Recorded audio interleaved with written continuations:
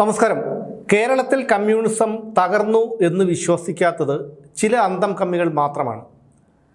MV. ഗോവിന്ദനും Pinarayi വിജയനും അടക്കമുള്ള നേതാക്കൾക്ക് പോലും മനസ്സിലായി കേരളത്തിൽ ഇനി കമ്മ്യൂണിസം ക്ലച്ച് പിടിക്കില്ല എന്നുള്ള കാര്യം. അതിന് വ്യക്തമായിട്ടുള്ള കാരണങ്ങളുമുണ്ട്. ഇത്രയധികം കനത്ത തോൽവി ഏറ്റുവാങ്ങേണ്ടി വന്നിട്ട് പോലും ഇപ്പോഴും SFIക്കാരും DYFIക്കാരും ഒക്കെ നടത്തുന്ന സമരമെന്ന പേരിൽ, പ്രതിഷേധം എന്ന പേരിൽ നടത്തുന്ന അക്രമങ്ങൾ നമുക്ക് സഹിക്കാൻ കഴിയുന്നതിലും അപ്പുറമാണ്. അവരുടെ മുദ്രാവാക്യം വിളികൾ, ഭീഷണികൾ, വെല്ലുവിളികൾ ഇതൊക്കെ ജനം സഹികെട്ടിരിക്കുകയാണ്. ഈ കനത്ത തോൽവി ഏറ്റുവാങ്ങിയപ്പോഴെങ്കിലും അവർ തെറ്റുതിരുത്താൻ തയ്യാറാകുമെന്ന് നമ്മളൊക്കെ പ്രതീക്ഷിച്ചു. അവരുടെ പെരുമാറ്റത്തിലും പ്രവർത്തന രീതിയിലുമൊക്കെ മാറ്റങ്ങൾ കൊണ്ടുവരുമെന്ന് നമ്മൾ പ്രതീക്ഷിച്ചു. പക്ഷെ അതൊന്നും ഉണ്ടായില്ല എന്ന് DYFIയുടെയും SFIയുടെയും ഒക്കെ സമരങ്ങൾ കാണുമ്പോൾ, ഇപ്പോൾ നടത്തിക്കൊണ്ടിരിക്കുന്ന സമരങ്ങൾ കാണുമ്പോൾ നമുക്ക് മനസ്സിലാകും. ഈ പാർട്ടി ജനങ്ങളിൽ നിന്ന് അകന്നു പോയതിനു കാരണം നേതാക്കളുടെ ധാർഷ്ട്യം തന്നെയാണ്.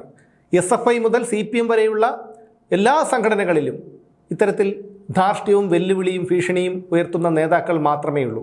ആരുടെയും മുഖത്ത് സൗമ്യഭാവമില്ല. എല്ലാവർക്കും വെല്ലുവിളിയുടെ സ്വരമാണ്. തിരുവനന്തപുരം മുൻ മേയർ ആര്യ രാജേന്ദ്രൻ, രാജ്യത്തെ ഏറ്റവും പ്രായം കുറഞ്ഞ മേയർ എന്ന റെക്കോർഡ് ഇട്ടുകൊണ്ട് CPM മേയറാക്കിയ വ്യക്തിയാണ് ആര്യ രാജേന്ദ്രൻ. 5 വർഷങ്ങൾ അവർ ഈ തിരുവനന്തപുരം കോർപ്പറേഷനിൽ ഇരുന്നു കൊണ്ട് കാണിച്ചു കൂട്ടിയതൊക്കെ നമ്മൾ കണ്ടതാണ്. അവരുടെ ധാർഷ്ട്യം, അഹങ്കാരം, വെല്ലുവിളി ഇതൊക്കെ നമ്മൾ കണ്ടതാണ്. അവർ നടത്തിയ അഴിമതികൾ നമ്മൾ കണ്ടതാണ്. ഏറ്റവും ഒടുവിൽ അവരും അവരുടെ ഭർത്താവും സഹോദരനും അവരുടെ നാത്തൂനും ചേർന്ന് ഒരു KSRTC ബസ് തിരുവനന്തപുരം നഗര ഹൃദയത്തിൻ്റെ നട റോഡിൽ തടഞ്ഞിട്ട് കാണിച്ച പട്ടിഷോയും നമ്മൾ കാണാനിടയായി. അത് ഇവരുടെ തോൽവിക്ക് വലിയ രീതിയിൽ ഒരു കാരണമായി എന്നുള്ളതുണ്ട്. ഇവരുടെ മാത്രമല്ല, ബാലുശ്ശേരി MLA ആയിരുന്ന ഇവരുടെ ഭർത്താവ് സച്ചിൻ ദേവിൻ്റെയും ഒരു തോൽവിക്ക് ഈ ഒരു യദു എന്ന് പറയുന്ന KSRTC ഡ്രൈവറുമായിട്ടുള്ള ഒരു വിഷയം കാരണമായി. അതിനുശേഷം ചരിത്രത്തിലാദ്യമായി തിരുവനന്തപുരം നഗരത്തിൻ്റെ ഭരണം BJP പിടിച്ചു. അതിൻ്റെ പ്രധാന കാരണക്കാരിയും ഈ ആര്യ രാജേന്ദ്രൻ തന്നെയാണ്. എന്തായാലും തദ്ദേശ തെരഞ്ഞെടുപ്പിൽ കനത്ത പരാജയം ഏറ്റുവാങ്ങേണ്ടി വന്നതോടുകൂടി തിരുവനന്തപുരം കോർപ്പറേഷൻ്റെ ഭരണം BJPക്ക് കിട്ടിയതോടുകൂടി ആര്യ രാജേന്ദ്രൻ പാർട്ടിക്ക് വെറുക്കപ്പെട്ടവളായി. ആര്യ രാജേന്ദ്രൻ്റെ പൊതുവേദികളിലൊന്നും കാണാത്തൊരവസ്ഥയുണ്ടായി. ഇക്കഴിഞ്ഞ നിയമസഭാ തെരഞ്ഞെടുപ്പിൽ പോലും P. ശിവൻകുട്ടിയുടെ പ്രചാരണ പരിപാടി പൂജപ്പുര മൈതാനത്ത് നടക്കുമ്പോൾ അവിടെ ഒരു അന്യയെ പോലെ റോഡ് വശത്ത് വന്ന് സ്വന്തം കുഞ്ഞുമായി നിൽക്കുന്ന ആര്യയുടെ ദൃശ്യങ്ങളൊക്കെ സമൂഹ മാധ്യമങ്ങളുമൊക്കെ വലിയ രീതിയിൽ പുറത്തുവിട്ടിരുന്നു. അതൊക്കെ ഒരു നേതാക്കൾ പോലും, ശിവൻകുട്ടിയോ MA ബേബിയോ ഒക്കെ ആര്യ രാജേന്ദ്രനെ കണ്ടിട്ട് പോലും കാണാത്ത ഭാവത്തിൽ നടന്നു പോകുന്ന ഒരവസ്ഥയും ഉണ്ടായി. അതിനുശേഷം ശിവൻകുട്ടിയുടെ പ്രചാരണ വാഹനമായ ജീപ്പിൽ ആര്യ കയറിപ്പറ്റി, അതിനെതിരെയും ശിവൻകുട്ടി വിമർശിച്ചു. അങ്ങനെയുള്ള പല സംഭവങ്ങളും ഉണ്ടായിട്ടുണ്ട്. ഇപ്പോൾ ആര്യയെ സംസ്ഥാന നേതൃത്വതലത്തിലേക്ക് കൊണ്ടുവരാനുള്ള ഒരു തീരുമാനമാണ് CPM എടുത്തിരിക്കുന്നത്. അതുകൊണ്ട് തന്നെ ആര്യയെ പാർട്ടി പരിപാടികളിൽ സജീവമാകണമെന്നുള്ളൊരു നിർദ്ദേശം ആര്യ രാജേന്ദ്രന് ഇപ്പോൾ പാർട്ടി നൽകിയിട്ടുണ്ട്. നിലവിൽ CPM ജില്ലാ കമ്മിറ്റി അംഗവും DYFI സംസ്ഥാന സെക്രട്ടേറിയറ്റ് അംഗവുമാണ് ആര്യ രാജേന്ദ്രൻ.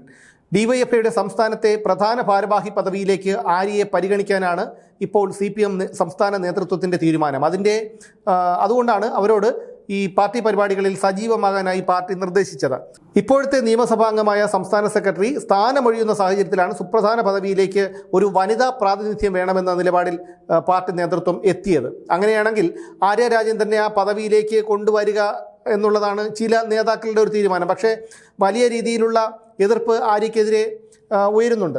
ആര്യ രാജേന്ദ്രനെ സംസ്ഥാന തലത്തിലേക്ക് കൊണ്ടുവരരുതെന്നുള്ള എതിർപ്പ് പാർട്ടിയിൽ തന്നെ ഉയരുന്നുണ്ട്. പക്ഷേ ആര്യയ്ക്ക് വേണ്ടി എപ്പോഴും നിലകൊള്ളുന്ന, ആര്യ ചെയ്ത അഴിമതികളെ എപ്പോഴും പിന്തുണച്ചിരുന്ന, ആര്യയ്ക്ക് ഒരു പിന്തുണയായി നിന്നിരുന്ന പല നേതാക്കളും ആര്യയെ സംസ്ഥാന നേതൃത്വത്തിലേക്ക് കൊണ്ടുവരണം എന്നുള്ള ഒരു നിലപാടിൽ ഉറച്ചു നിൽക്കുകയാണ്. പക്ഷേ അവർക്കിപ്പോഴും ശക്തമായിട്ടുള്ള ഒരു എതിർപ്പുണ്ട്. എൻ്റെ വ്യക്തിപരമായിട്ടുള്ള അഭിപ്രായത്തിൽ തീർച്ചയായും ആര്യ രാജേന്ദ്രൻ ആ സ്ഥാനത്തേക്ക് വരണം. കാരണം കമ്മ്യൂണിസം കുറച്ചുകൂടി അസ്തമിക്കാനുണ്ട്. ഇപ്പോൾ പിണറായി വിജയൻ പ്രതിപക്ഷ നേതാവായി വന്നപ്പോൾ ഞാൻ ആദ്യമൊക്കെ വിമർശിച്ചെങ്കിലും പിന്നീട് ചിന്തിച്ചപ്പോൾ മനസ്സിലായി അദ്ദേഹമാണ് ആ സ്ഥാനത്ത് വേണ്ടത്. അതുപോലെ M.V. ഗോവിന്ദൻ പാർട്ടി സെക്രട്ടറിയായി തുടരണം. കാരണം കേരളത്തിൽ കമ്മ്യൂണിസത്തിൻ്റെ വേര് പോലും അവശേഷിക്കാൻ പാടില്ല. അങ്ങനെ അവശേഷിച്ചാൽ ഈ നാടിന് ഒരിക്കലും ഒരു ശാന്തിയും സമാധാനവും വികസനവും ഒന്നും ഉണ്ടാകില്ല എന്നുള്ള കാര്യം നമുക്ക് എല്ലാവർക്കും അറിയാവുന്ന ഒരു കാര്യം. അതുകൊണ്ട് തന്നെ ഈ പാർട്ടി വേരോടെ ഇല്ലാതാകണമെങ്കിൽ ഇത്തരത്തിലുള്ള നേതാക്കളൊക്കെ നേതൃസ്ഥാനത്ത് വേണം. എന്നാൽ മാത്രമേ ജനങ്ങൾ പാർട്ടിയിൽ നിന്ന് വീണ്ടും വീണ്ടും കൂടുതൽ അകന്നു പോകൂ. ഇനി ഈ SFIക്കാരുടെ കാര്യം എടുത്തു നോക്കൂ. SFIക്കാരുടെ പല സമരങ്ങളിലും അവരുടെ നേതാക്കൾ ഉയർത്തുന്ന വെല്ലുവിളികൾ. ഇന്നലെ തന്നെ ഒരു ദൃശ്യം കാണാനിടയായി. ഈ SFIയുടെ സംസ്ഥാന നേതാവായ ശിവപ്രസാദ്, ഒരു നരുന്ന് പോലത്തെ ഒരു പയ്യൻ, അയാൾ പോലീസുകാരെ വെല്ലുവിളിക്കുകയാണ്. ആരടാ എൻ്റെ ചെറുക്കന്മാരെ തൊട്ടെന്നൊക്കെ പറഞ്ഞിട്ട് മോഹൻലാൽ സ്റ്റൈൽ പുള്ളി വെല്ലുവിളിക്കുകയാണ്. അദ്ദേഹത്തിന് എണീറ്റ് നിന്ന് നല്ല രീതിയിൽ ഒരു കാറ്റടിച്ച് കഴിഞ്ഞാൽ പുള്ളി മറിഞ്ഞു വീഴുന്ന ഒരു അവസ്ഥയിലുള്ള ശാരീരിക സ്ഥിതിയുള്ള ഒരു വ്യക്തിയാണ് പോലീസുകാരെ വെല്ലുവിളിക്കുന്നത്. അപ്പോൾ അതാണ് അവരുടെ ഒരു ശൈലി. അതുപോലെ പത്തനംതിട്ട ജില്ലാ സെക്രട്ടറിയായ ഉദയഭാനു പോലീസുകാരുടെ വീടുകളിൽ ചെല്ലും, അവരുടെ അമ്മമാരും ഭാര്യമാരും സഹോദരിമാരും ഒക്കെ അവിടെ ഉണ്ടാകും എന്നൊക്കെ പറഞ്ഞിട്ടാണ് അയാളുടെ കൊലവിളി പ്രസംഗം.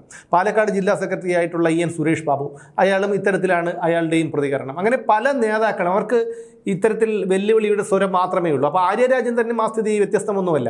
കനത്ത തോൽവി ഏറ്റുവാങ്ങേണ്ടി വന്നതോടെ ആര്യ രാജേന്ദ്രൻ്റെ പാർട്ടി അകറ്റി നിർത്തി. അതിനുശേഷമാണ് ഈ ജനങ്ങൾ ഇതൊക്കെ മറക്കട്ടെ എന്ന് കരുതി ആര്യ രാജേന്ദ്രൻ ഒന്ന് ഉൾവലിഞ്ഞ് നിന്നത് എന്ന് വേണം കരുതാൻ. അതിനുശേഷം പലയിടങ്ങളിൽ നിന്ന് ഈ നീർക്കോലി തലപൊക്കുന്നത് പോലെ പല വേദികളിലും തലപൊക്കി തുടങ്ങി. അപ്പോൾ എന്തായാലും ആര്യ രാജേന്ദ്രൻ, AR റഹീം, M സ്വരാജ്, KK രാഗേഷ് ഇങ്ങനെയുള്ള നേതാക്കളൊക്കെ തന്നെ ഈ പാർട്ടിയെ നയിക്കണം. അത് SFI ആയിരുന്നാലും DYFI ആയിരുന്നാലും CPM ആയിരുന്നാലും നയിക്കണം. CITUവിനെ എളമരം കരീമിനെ പോലെയുള്ള നേതാക്കൾ നയിക്കണം. MM മണിയൊക്കെ ഇതിൻ്റെ തലപ്പത്ത് വേണം. എങ്കിൽ മാത്രമേ ഈ കമ്മ്യൂണിസം അടിവേരോടെ കേരളത്തിൽ നിന്ന് പിടിതെറിയപ്പെടൂ എന്നുള്ള കാര്യം നമുക്കത് വ്യക്തമാണ്. അതുകൊണ്ട് തന്നെ ആര്യ രാജേന്ദ്രൻ DYFIയുടെ തലപ്പത്തേക്ക് വരണമെന്നാണ് എൻ്റെ അഭിപ്രായം. കാരണം അവരിപ്പോൾ ഒന്ന് ഒതുങ്ങിയിരിക്കുന്നുണ്ടെങ്കിലും അവർക്ക് സ്ഥാനം കിട്ടിക്കഴിഞ്ഞാൽ ആര്യ രാജേന്ദ്രൻ എങ്ങനെയാകുമെന്നുള്ള കാര്യം അവർ മേയറായിരുന്നപ്പോൾ തന്നെ തെളിയിച്ചതാണ്.